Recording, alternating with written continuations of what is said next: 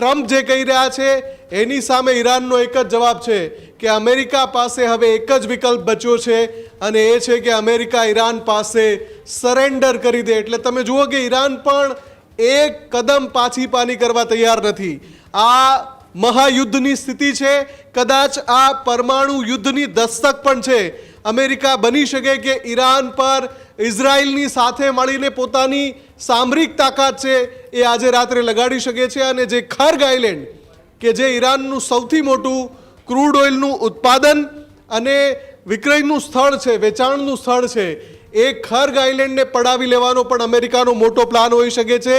40 દિવસ જે યુદ્ધ ચાલ્યું હતું, તમને યાદ અપાવી દઉં, એ 40 દિવસના યુદ્ધ દરમિયાન પણ અમેરિકાએ એક એવી જ ધમકી આપી હતી જેમાં કહ્યું હતું કે અમે ઈરાનને જીતી લઈશું, આજે રાત્રે ઈરાનનો ખાત્મો નક્કી છે. અને એના પછી એવો હુમલો તો ન થયો પણ આપણને સીઝ ફાયરના સમાચાર મળ્યા. હવે આ વખતે જે ચેતવણી અમેરિકાએ આપી છે, ટ્રમ્પે જે ચેતવણી આપી છે, લાગે છે કે આ વખતે મોટું યુદ્ધ થવાના સંકેતો છે, મળી રહ્યા છે.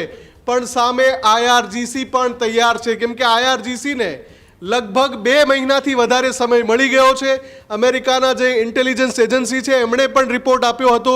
ઇઝરાયલની જે ખાનગી જાસૂસી સંસ્થા છે મોસાદ, એણે પણ રિપોર્ટ આપ્યો હતો કે ઈરાન તમામ તૈયારીઓ કરી રહ્યું છે વળતો વાર કરવા માટેની. ઈરાને પોતાના જે લોન્ચ પેડ છે એને પણ તૈયાર કરી લીધા છે. ડ્રોન કમાન્ડ સેન્ટર છે એ પણ ઊભા થઈ ગયા છે. મિસાઇલ છોડવાના જે કેન્દ્ર છે એ પણ ધમધમતા થઈ ગયા છે.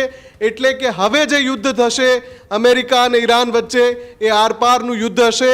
અમેરિકા કયા સ્તરનો હુમલો કરે છે અને જે ખર્ગ આઇલેન્ડ પડાવી લેવાનો દાવો કરે છે એ કેવો હશે એ પણ જોવું રહેશે. ભાવિક, સામે જવાબમાં ઈરાન વળતો હુમલો કેવો કરશે એ પણ જોવું રહેશે. હજુ સુધી તમે અમારી ચેનલને સબસ્ક્રાઇબ નથી કરી તો અત્યારે જ ન્યૂઝરૂમ ગુજરાતને સબસ્ક્રાઇબ કરો, ફેસબુક અને ઇન્સ્ટાગ્રામ પર ફોલો કરો.